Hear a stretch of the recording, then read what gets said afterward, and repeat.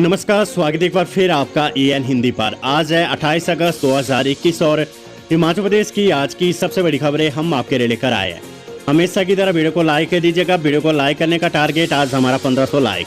तो अभी वीडियो को आप लाइक कर दीजिएगा और आप हिमाचल प्रदेश से कौन से जिले से संबंधित हैं, अपने जिले का नाम हमें आप कमेंट बॉक्स में जरूर बताएं। पेश है आज की सबसे बड़ी खबरें। सेब के गिरते दामों के विरोध में कांग्रेस ने हिमाचल निर्माता की प्रतिमा के सामने दिया मौन धरना। हिमाचल प्रदेश कांग्रेस अध्यक्ष कुलदीप सिंह राठौर ने कहा है कि प्रदेश सरकार अंडानी, अवानी और लदानी से बागवानों को बचाए। राठौर ने भाजपा सरकार को किसान और बागवान विरोधी बताया है। उन्होंने कहा कि केंद्र और प्रदेश सरकार को देश की चिंता नहीं है। प्रदेश में सेब बागवानों की सबसे बड़ी आतंकी है। सरकार की अपेक्षा के चलते आज बागवानों की कमर टूट गई है। एक तरफ प्राकृतिक आपदा तो दूसरी तरफ सरकार की बेरुखी से बागवान परेशान है।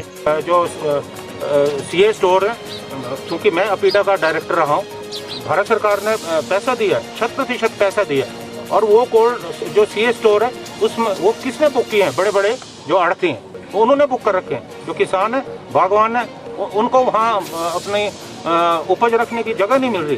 तो ये सारा जो सिलसिला चल रहा है, हम इसके खिलाफ धरना कर रहे हैं। और मैं ये कहना चाहता हूँ कि अगर सरकार ने गंभीरता से इस पे विचार नहीं किया तो हम सड़कों में आने वाले हैं। मैं बिल्कुल साफ तौर पे चेतावनी देना चाहता हूँ। और जो बागवानी मंत्री है वो तो बिल्कुल बागवानों के खिलाफ है। और अभी तक इतना कुछ सेब बहुल क्षेत्र में हुआ, एक बार भी मुख्यमंत्री ने सुध नहीं ली, एक बार भी बागवानी मंत्री ने सुध नहीं ली कि वो जाके बागवानों के बीच में जाते बात करते कि आपको क्या तकलीफ है। तो बागवानी मंत्री का भी इस्तीफा होना चाहिए। हमें ऐसा बागवानी मंत्री नहीं चाहिए जो बागवानों के शोषण में कहीं ना कहीं सम्मिलित है। और मुझे एक बात और लगता है, मैं बिल्कुल ये आरोप लगाना चाहता हूँ, क्योंकि अभी चुनाव आने वाले हैं और चुनावों के लिए जो धन संग्रह होगा वो इसी तरह से होगा। बड़े बड़े जो आड़ती हैं, अडानी है, ये लोग इन भारतीय जनता पार्टी को पैसा देंगे, मेरा स्पष्ट आरोप है। इसलिए सरकार सोई पड़ी है। सरकार को किसानों और बागवानों की कोई चिंता नहीं है। खबर स्कूल शिक्षा बोर्ड से 10वीं और 12वीं कक्षा की प्रैक्टिकल परीक्षाओं का शेड्यूल जारी। हिमाचल प्रदेश स्कूल शिक्षा बोर्ड सचिव अक्षय सूद ने बताया कि 10वीं और 12वीं कक्षाओं के नियमित परीक्षार्थियों की अनुपूरक प्रैक्टिकल परीक्षाएं संबंधित परीक्षा केंद्रों में लिखित परीक्षा के बाद होगी। उन्होंने कहा कि मैट्रिक में प्रैक्टिकल परीक्षा 3 सितंबर तथा 12वीं में प्रैक्टिकल परीक्षा 14 सितंबर को संचालित होगी। प्रैक्टिकल परीक्षा केवल उन्हीं परीक्षार्थियों की होगी जो परीक्षार्थी मार्च-अप्रैल 2021 में प्रैक्टिकल परीक्षा में फेल या अनुपस्थित रहे हो। इस परीक्षा का संचालन विद्यालय प्रमुख की देखरेख में प्रश्न पत्र संबंधित अध्यापक की ओर से स्थल पर सेट कर आंतरिक रूप से संचालित किया जाना है।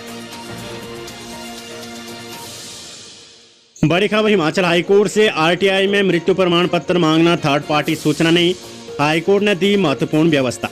हिमाचल प्रदेश हाईकोर्ट ने महत्वपूर्ण व्यवस्था देते हुए स्पष्ट किया कि सूचना के अधिकार में मृत्यु प्रमाण पत्र थर्ड पार्टी की सूचना नहीं है।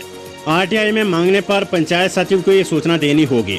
न्यायाधीश त्रिलोक सिंह चौहान ने आरटीआई में मृत्यु प्रमाण पत्र प्रदान न करने से जुड़े मामले का निपटारा करते हुए ये आदेश दिए। कोर्ट ने निदेशक पंचायती राज को आदेश दिए कि वे इस सूचना के अधिकार नियम के तहत मृत्यु प्रमाण पत्र जारी करने संबंधी उपयुक्त आदेश जारी करे। मामले के तहत रामपुर ब्लॉक में एक अधिवक्ता ने पंचायत से मृत्यु प्रमाण पत्र मांगा था, लेकिन पंचायत सचिव ने इस आवेदन को ये कहकर खारिज कर दिया कि ये सूचना के अधिकार के नियम के विपरीत है। ये सूचना तीसरे व्यक्ति से जुड़ी है। कोर्ट ने इस मामले में अतिरिक्त निदेशक पंचायती राज के कोर्ट में दायर तथ्य को निरस्त करते हुए कहा है कि मृत्यु प्रमाण पत्र मार चुके व्यक्ति से जुड़ा है, इसलिए थर्ड पार्टी सूचना कैसे हो सकता है। इसे जारी करना सूचना के अधिकार के अधीन है। कोर्ट ने यह भी स्पष्ट किया कि जन्म एवं मृत्यु रजिस्टर पब्लिक दस्तावेज है।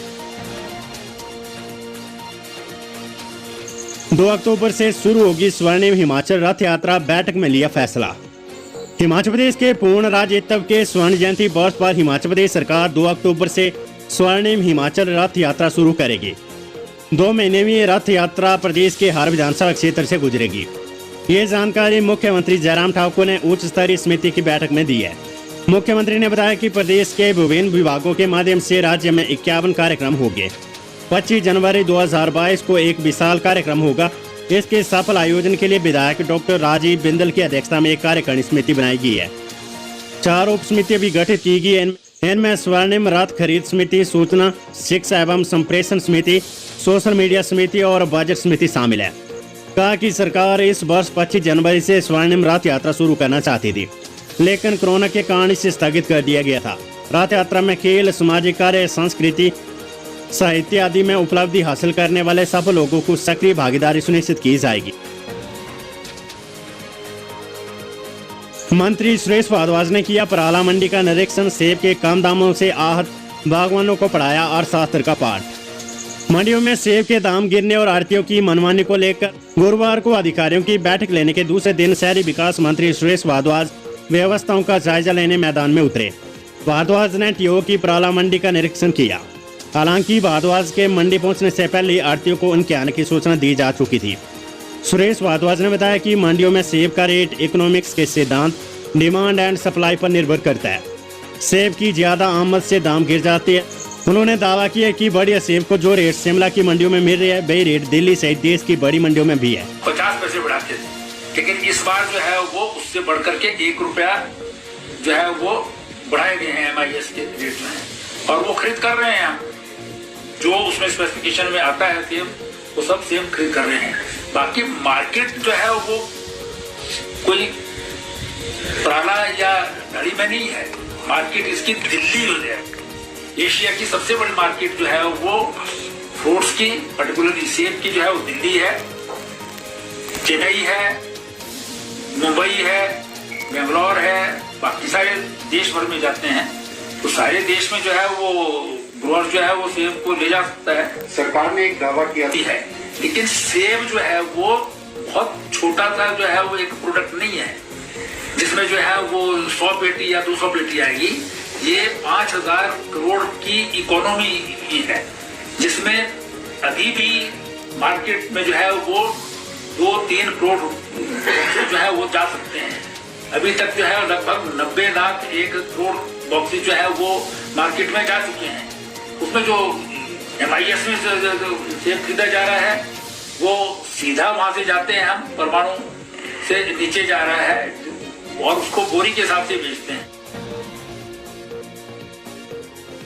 राष्ट्रीय खबर और ये बड़ी खबर है, सुप्रीम कोर्ट से सत्ता बदलने पर राजद्रोह के मामले बनाना गलत, सत्ताधारी पार्टी की ओर झुकाव परेशान करने वाला। सत्ता बदलने के बाद राजद्रोह जैसे मामले दर्ज करने को सुप्रीम कोर्ट ने परेशान करने वाला चलन बताया है। इसके साथ ही सुप्रीम कोर्ट ने छत्तीसगढ़ पुलिस को निलंबित IPS अधिकारी को गिरफ्तार करने से भी रोक दिया है। IPS अधिकारी के खिलाफ आय से अधिक संपत्ति के मामलों में छत्तीसगढ़ सरकार की ओर से राजद्रोह सहित 2 आपराधिक मामले दर्ज है। Chief justice of India NB Raman की अध्यक्षता वाली पीठ ने छत्तीसगढ़ पुलिस को निर्देश दिया कि वे अपने निलंबित IPS अधिकारी गुरजिंदर पाल सिंह को गिरफ्तार न करे। हालांकि शीर्ष अदालत ने यह भी निर्देश दिया कि वे जांच में सहयोग करे। सुनवाई के दौरान पीठ ने कहा कि देश में ये चलन काफी परेशान करने वाला है और पुलिस विभाग भी इसके लिए जिम्मेदार है। जब एक राजनीतिक पार्टी सत्ता में आती तो पुलिस अधिकारी भी उस सत्ताधारी पार्टी का पक्ष लेने लगती है। इसके बाद जब दूसरी पार्टी सत्ता में आती है तो सरकार पुलिस अधिकारियों के खिलाफ एक्शन लेने लगती है। इसे बंद करने की जरूरत है। पीठ के सदस्य जस्टिस सूर्यकांत ने राज्य सरकार को निर्देश दिए कि वे अगले 4 हफ्तों में मामलों को लेकर अपनी प्रतिक्रिया दे। Corona virus update. हिमाचल में 3 और कोरोना संक्रमितों की मौत, 174 लोगों की रिपोर्ट पॉजिटिव। हिमाचल प्रदेश में शुक्रवार को 3 और कोरोना पॉजिटिव मरीजों की मौत होगी। ये सभी मौतें कांगड़ा जिले में हुई है। उत्तर प्रदेश में 174 नए कोरोना मामले आए हैं। प्रदेश में कोरोना सक्रिय मामले 1965 रह गए हैं। इसमें से मंडी में 450, कांगड़ा 369, चंबा 244, शिमला 261, हमीरपुर 242, कुल्लू 115, बिलासपुर 112, सोलन 56, लाहौल स्पीति 36, किन्नौर 38, ऊना 24 और सिरमौर में 22 मामले हैं। प्रदेश में कोरोना मृतकों का आंकड़ा 3569 पहुंच गया है। हिमाचल में अब नहीं रहेगी कोरोना वैक्सीन की कमी। हिमाचल में अब कोरोना वैक्सीन की कमी नहीं होगी। 95% लोगों को पहली डोज लग चुकी है। दूसरी डोज लगाने के लिए सेंटर में भीड़ नहीं उमड़ेगी। 3 सप्ताह बाद लोगों को ये वैक्सीन लगनी है। प्रदेश सरकार के पास 9 लाख अतिरिक्त वैक्सीन डोज है। केंद्र सरकार ने भी हिमाचल को वैक्सीन की कमी न आने देने की बात कही है। स्वास्थ्य सचिव अमिताभ अवस्थी ने बताया कि दूसरी डोज लगाने का समय निर्धारित है। ऐसे में वैक्सीन की कमी नहीं होगी। बड़ी खबर किसानों से जुड़ी हुई। किसान नेता राकेश टिकैत आज शिमला में सेब मसले पर सरकार को घेरेंगे। भारतीय किसान यूनियन के चौधरी राकेश टिकैत शनिवार को शिमला में सेब के गिरते दामों पर सरकार को घेरेंगे। दोपहर 12 बजे टिकैत प्रेस क्लब शिमला में पत्रकार वार्ता करेंगे। टिकैत का शनिवार को होने वाला दौरा प्रदेश का तीसरा दौरा है। इससे पहले भी बागवानों से लूट के मामलों को टिकैत जोरदार तरीके से उठा चुके हैं। टिकैत के इस दौरे से दिल्ली में जारी किसान आंदोलन को हिमाचल के सेब बागवानों का समर्थन मिल सकता है। शनिवार सुबह राकेश टिकैत सोलन फल मंडी का सुबह 10 बजे निरीक्षण करेंगे। इस दौरान स्थानीय किसानों के साथ बैठक होगी। दोपहर 12 बजे टिकैत शिमला में प्रेस वार्ता करेंगे। हिमाचल में गिरते सेब के दामों को लेकर टिकैत प्रेस वार्ता करेंगे। Weather update. हिमाचल प्रदेश में आज से 4 दिन येलो अलर्ट, मंडी में मिलीमीटर बारिश दर्ज। हिमाचल प्रदेश के लिए मौसम विभाग ने 30 अगस्त तक येलो अलर्ट जारी किया है। मौसम विज्ञान केंद्र शिमला के अनुसार प्रदेश के मैदानी जिलों ऊना, बिलासपुर, हमीरपुर, कांगड़ा और मध्य पर्वतीय जिलों शिमला, सोलन, सिरमौर, मंडी, कुल्लू और चंबा के कई भागों में आगामी 4 दिनों तक भारी बारिश के आसार है।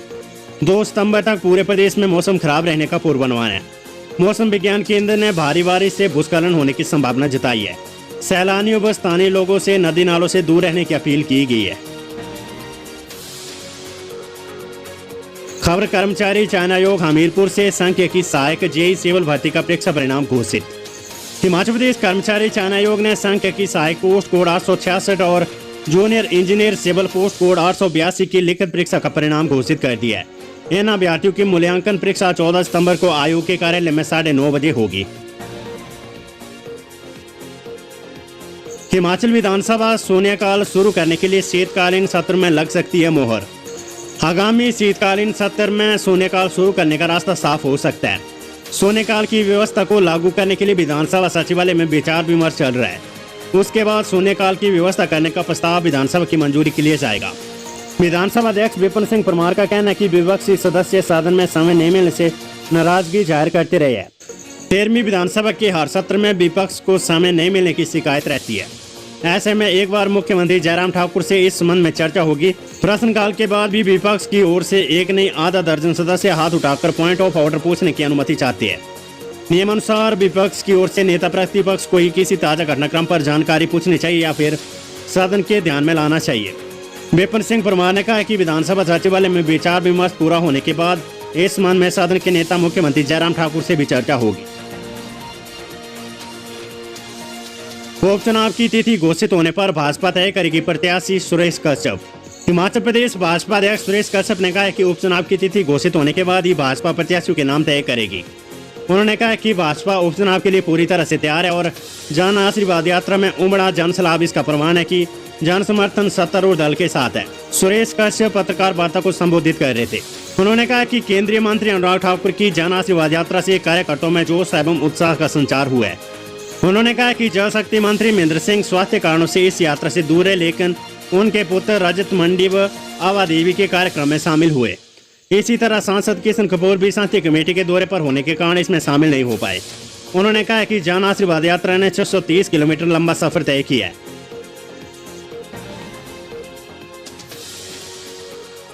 हिमाचल में गोरखधंधा शब्द के इस्तेमाल पर लगेगा प्रतिबंध, मुख्यमंत्री जयराम ठाकुर। हरियाणा के बाद हिमाचल प्रदेश में भी गोरखधंधा शब्द के इस्तेमाल पर प्रतिबंध लगेगा। मुख्यमंत्री जयराम ठाकुर यहां स्वर्णिम हिमाचल रथ यात्रा के संबंध में उच्च स्तरीय समिति की बैठक की अध्यक्षता करने के बाद पत्रकारों से अनौपचारिक बातचीत कर रहे थे। उन्होंने कहा कि यदि गोरखधंधा शब्द से किसी की भावनाओं को ठेस पहुंचती है तो इसका निश्चित रूप से इस्तेमाल नहीं होना चाहिए। उन्होंने कहा कि इसको लेकर सरकार आधिकारिक आदेश जारी करने की सोच रही है। उन्होंने कहा कि राज्य सरकार इस वर्ष 2 अक्टूबर से स्वर्णिम हिमाचल रथ यात्रा का आयोजन करेगी। इस रथ यात्रा के दौरान हिमाचल प्रदेश के 50 वर्षों के सफर को दर्शाया जाएगा।